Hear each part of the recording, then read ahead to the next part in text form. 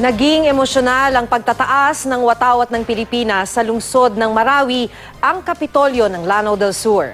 Habang kinakanta ang pambansang awit, patuloy rin ang bakbakan ng militar at grupong Maute. Makibalita tayo kay Cedric Castillo. Sa kabila ng pagkaparalisa raw ng buong lalawigan, ngayong paggunita sa Araw ng Kalayaan, itinaas ang watawat ng Pilipinas sa Kapitolyo ng Lanao del Sur. 3 eroplanong pandigma ang rumoronda sa himpapawid ng mga sandaling yun.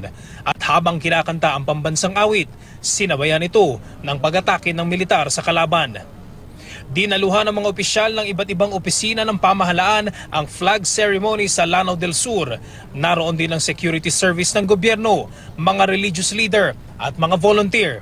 Sa kanyang talumpati, naging madamdamin ang vice-gobernador ng lalawigan.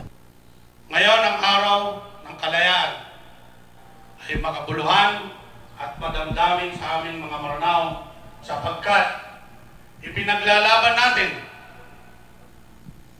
ang pilit na inaagaw sa atin. At tinitaro siya naman ang iyong kaya Marawi City. Bangon, Marawi City! Kasunod nito, pumatak ang mga luha sa loob ng Kapitolyo. Aabot na sa 3 linggo ang pagtugis ng militar sa grupong Maute sa Marawi. Malaking bahagi na raw ng lungsod ang nagiba, buong probinsya ang naaantala.